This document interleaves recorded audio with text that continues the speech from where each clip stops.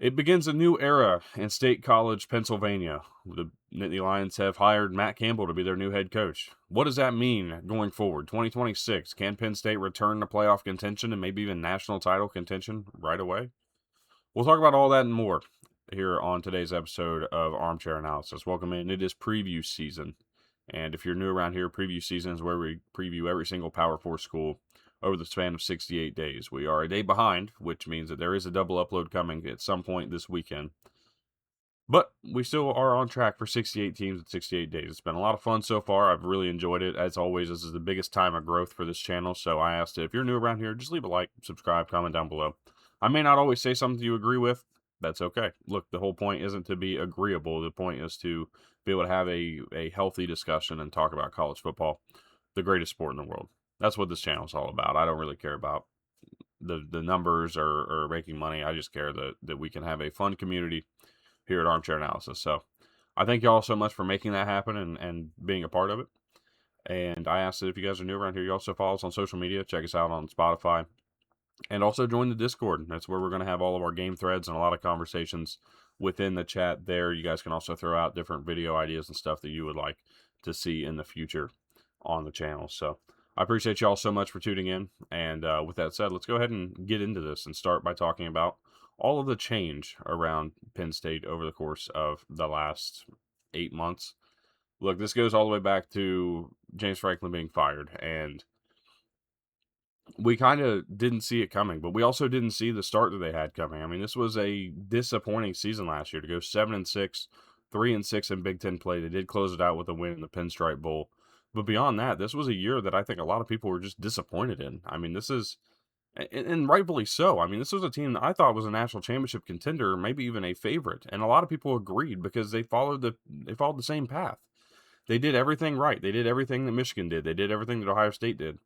Yet they still couldn't get across the hump. I mean, they were a semifinal win and a field goal away from taking down Notre Dame and playing for a national championship just 2 seasons ago.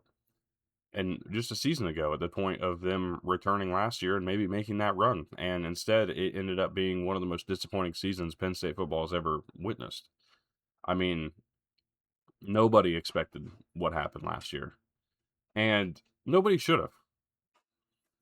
However, it's really about making sure that doesn't happen again. Obviously, there was a lot of frustration. James Franklin has not gotten this team over the hump over the last handful of years, and they needed to take a new direction. They decided to make a bold move in order to try to preserve the program and put things in a better position. And I think they did a great job of that. Look, Matt Campbell is a coach that's been in coaching hot lists for years now. I mean, this probably goes back 8 years that Matt Campbell has really been talked about as a head coach candidate in multiple high-profile jobs, and this one finally just kind of worked. When you look at where this program sits right now, it's pretty simple. Look, this was a team that the recruiting class fell apart when James Franklin was fired.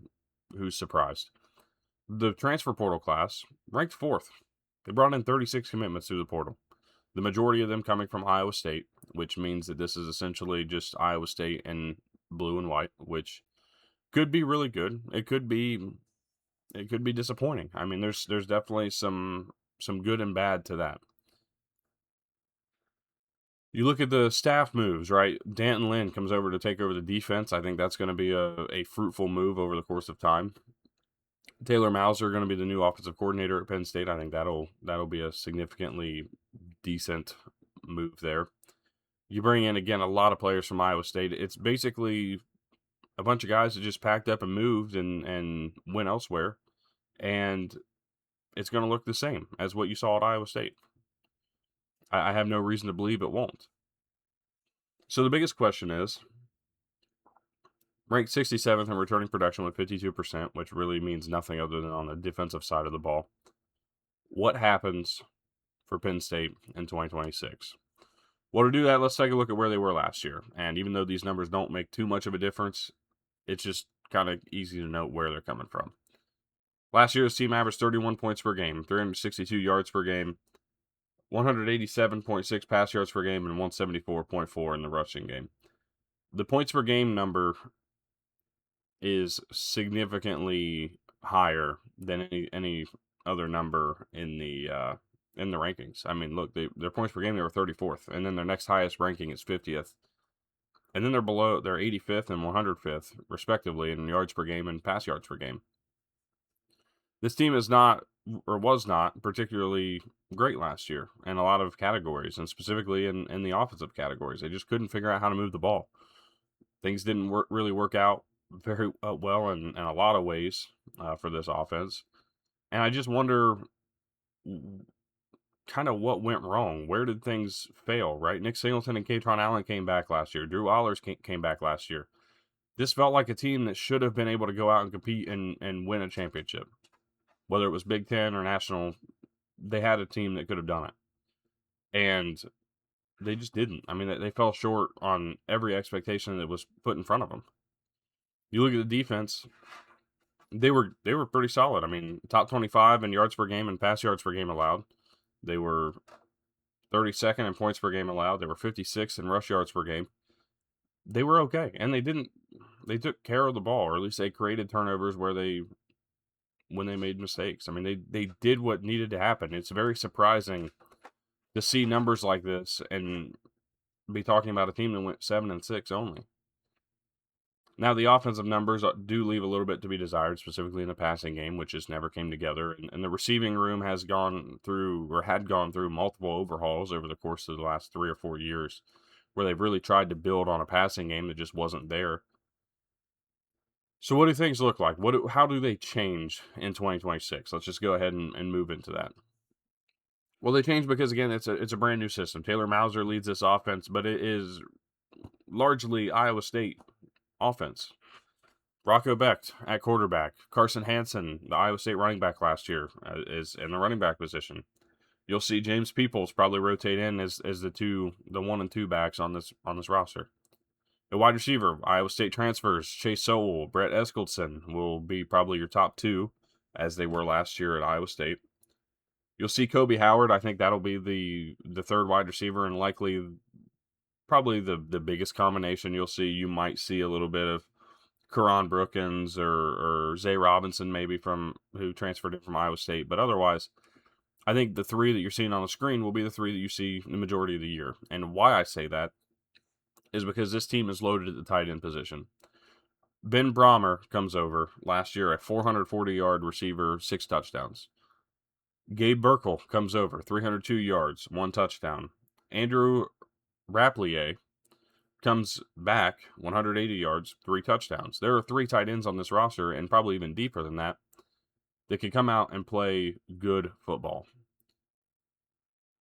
This pass game is not going to struggle because Carson Hansen does it out of the backfield. James Peoples can do it out of the backfield. 3 tight ends deep that can go and probably have 500 yards receiving apiece. And then wide receivers that one of these 2, I think, has potential to be a 1,000-yard receiver. I think it's Chase Sowell. I've been on Chase Sowell since he's been at East Carolina. This is a guy who has that kind of talent. So where does this offense go? I think in the right direction. I would expect that a lot of these numbers probably rise. I don't think you'll see another ranking below 100. And as a matter of fact, I don't think you'll see a ranking below 75th after the end of this season.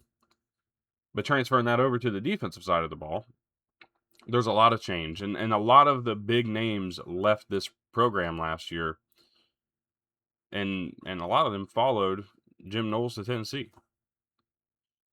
And that was frustrating, I think, for a lot of people, especially the ones who were excited to see Amari Campbell come back. The ones who felt like this secondary had a lot of room still to grow. It's a brand new team, essentially. The only big name that really returns is Tony Rojas, who I think will continue to be a big name in this program.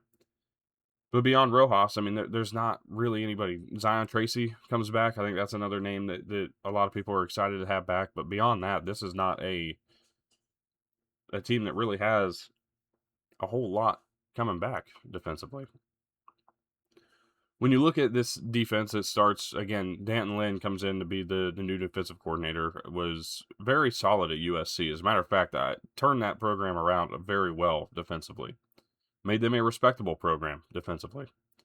So that means that I feel like there's a lot of success pending for him to be at Penn State, and especially with this team. I think that this defense was solid at Iowa State, or a lot of the pieces were solid at Iowa State, the ones that are coming over from there, and there's quite a few of them. But not only that, my one question, which is going to remain throughout the entirety of this, is there is a distinct talent disparity between the Big Ten and the Big 12. It's not huge, but there is a talent disparity, especially at the top of the conference. How much will that make a difference? Will Penn State be able to compete with Michigan, USC, Ohio State, Indiana, some of the biggest names in this conference? Will Penn State be able to compete with them? Now, thankfully, they don't play a ton of them. I think they play Michigan and USC, and that's it in terms of the top of this conference. So how good can they really be? We'll talk a little bit more about it. I go through this defense, though. Eziogu and Camajo going on the outside at defensive end. I think both of those guys will be very solid. They also have Max Granville, who they're very excited about getting some significant playing time, along with Alexander McPherson, who comes over from Colorado, was decent in his time last year. I think they would have liked to see a little bit more in the backfield out of him. But to be honest, that Colorado defensive front has struggled. So I'm not terribly concerned about McPherson. I don't think he'll be a significant playing time type of guy, but he's in the mix. Armstrong Nodum goes over the defensive tackle. Keanu Williams on the other side of him.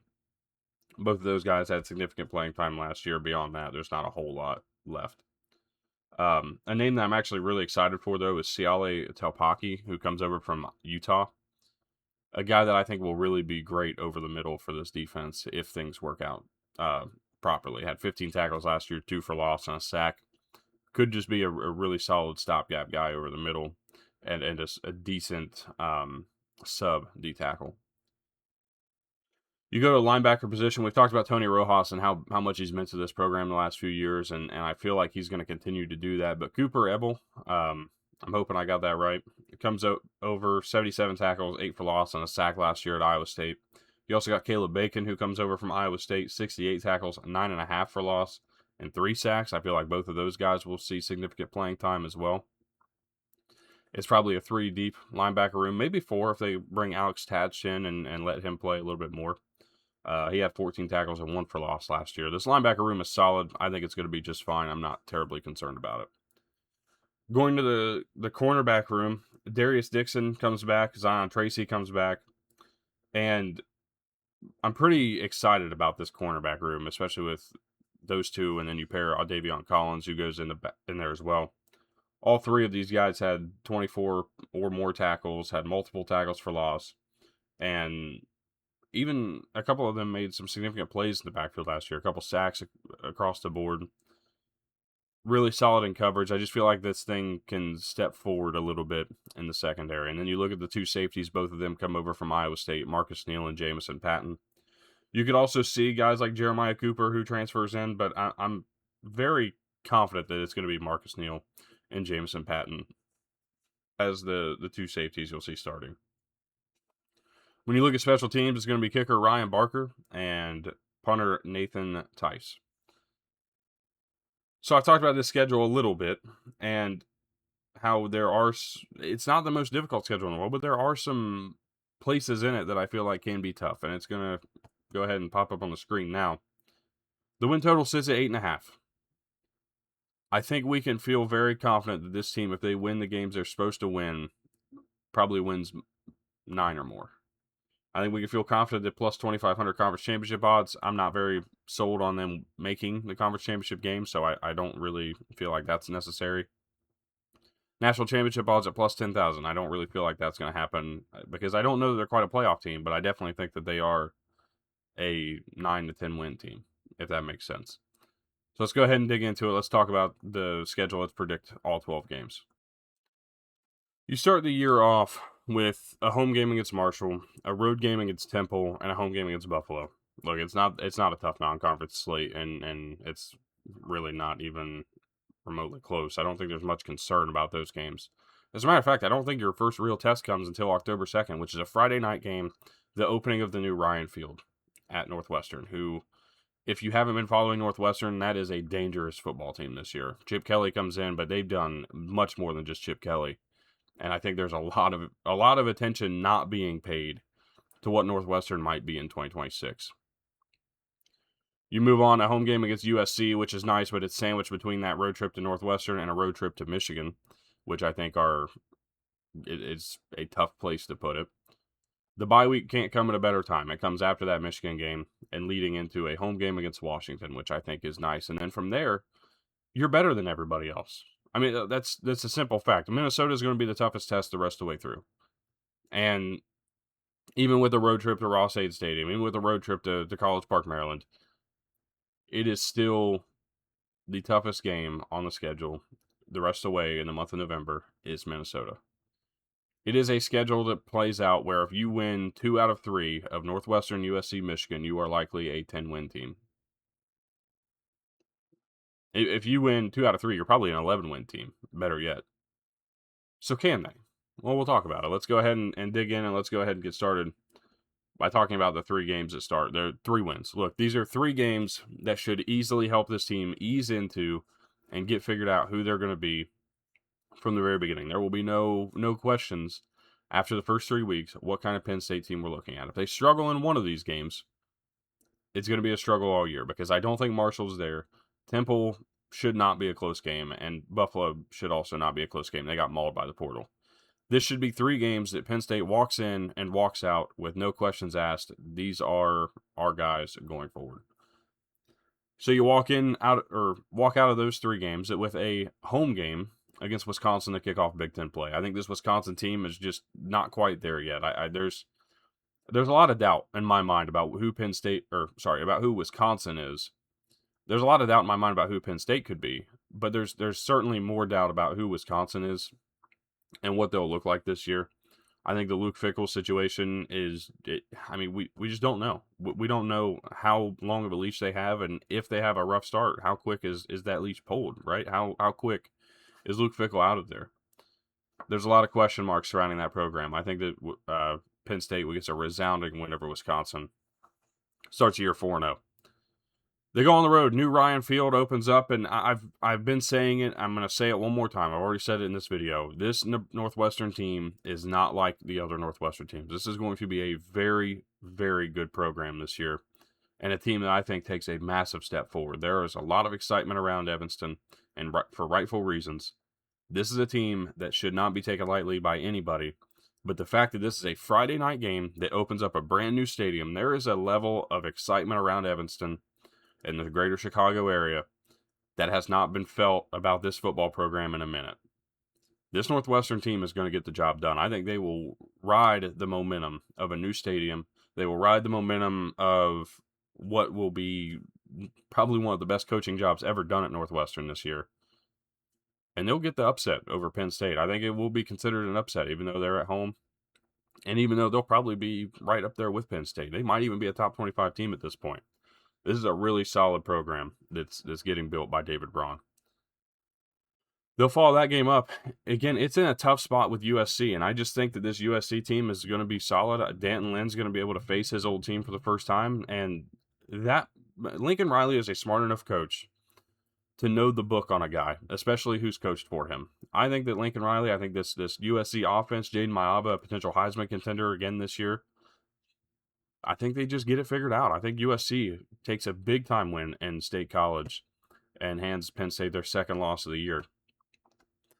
They'll follow that game up going back on the road. They'll face Michigan, who I just think will be much better. Plain and simple. This is going to be a much better team that can do the exact same things they did last year, which was run all over anybody. And if they're going to do that, this is a team that probably puts up, I think they can run up for 150 yards in this game. I think they can throw the ball as much as they might want because of how good things have been turned around. Jason Beck's done a great job so far with Bryce Underwood. I think that's going to take steps forward. And if it doesn't, Tommy Carr looked great in the spring. Michigan's got a really good chance here. I think Michigan will get the win. And it'll be a 3-game losing streak going into the bye, which is why I think this is the perfect place for the bye week.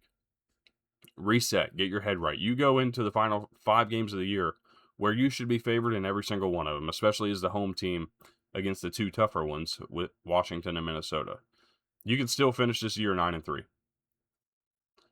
You come out of the bye week, play Washington, and I think that's going to be the start. They're going to get a win here against Washington. They'll follow it up with a road trip to Purdue, which I think they'll win as well. I feel like this is kind of just the momentum boost they needed, right? The the get-right week that they needed with a bye. Come out, play Washington, Purdue, get a couple confidence-boosting wins, and then you play Minnesota at home. I think they'll win that one as well.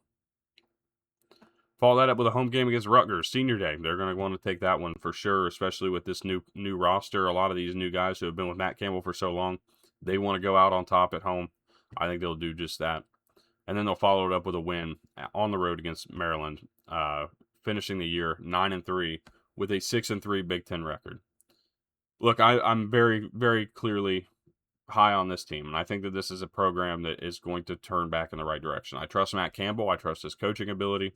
And I trust what they're trying to build there when it comes to NIL, when it comes to just being a national championship contending program. Do they have what it takes? I don't know about this year. I just don't think that they're quite there. And specifically, again, how does Iowa State talent, which is what Matt Campbell has been able to recruit and develop very well. Do not misunderstand what I'm saying here. But how well do they go out and play against some of the best teams in this conference, some of the most talented teams in this conference? They're fortunate because they don't play Ohio State. They don't play Oregon, who I think are two teams that are far and away better. Indiana, we'll see, especially at the quarterback position. Josh Hoover looked good in the spring, but that could only, that can go downhill for sure. It's a big question mark, really, what Penn State is and just how good they can be. I think there's a ceiling for this team of 10-2. I think the floor for this team is 8-4. I think it is very solidly in position to be an 8-10 win team, and I don't think there's anything worse than that. And if there is, it is a colossal failure on the part of Matt Campbell. And a lot of question marks will be raised about what this program is. There's no reason to lose more than 4 games. Just none. I think four losses would be a considerable disappointment for this program. So again, I think that 8-4, 10-2, 11-1 at the very most, but I think 10-2 is probably the hard ceiling, hard cap for this team. So let me know, Penn State fans, by all means. Let me know where I might have missed or what I might not have gotten quite right. Obviously, you know your team better than I do for sure. But this is always a fun video for me, and especially more so. It means a little more this year. This is going to be the second and the first full football season without my dad around. So, actually, it will be the second full football season without my dad around. So, he was a huge Penn State fan. Meant the world to him to see them compete for a national championship a couple years ago, and I want to see him get back there. This is a team that's always going to have a place for him in my heart for me because of that, and so this is a video that means a lot to me. Whether or not I was right, wrong, indifferent, it means a lot to do this team right and make sure that I give everything I've got to make sure this one was perfect. So there might be little misses here and there. I certainly don't try to, but this was one that I put a lot of effort into. So I appreciate y'all for tuning in. Hope you guys have a great rest of your day. Make sure you guys check us out again tomorrow. We got Kentucky on deck, and I've got a lot to say about Will Stein and the entire new regime, really, in Lexington, Kentucky. It's going to be a different look, and not the old school Kentucky you might be used to. Actually, it might be more so the old school Kentucky if you grew up in the early 2000s or late 90s, the Jared Lorenz and the air raid style that they had at one time. That might be what you're expecting, and it should be. I think this is going to be a really fun team to watch, and I'm excited to get into them too. So make sure you guys stick around, leave a like, subscribe, comment down below. Let me know what I might have missed. Let me know what your picks are for Penn State in 2026, and with that said, we'll be back tomorrow again with another episode of preview season here on Armchair Analysis.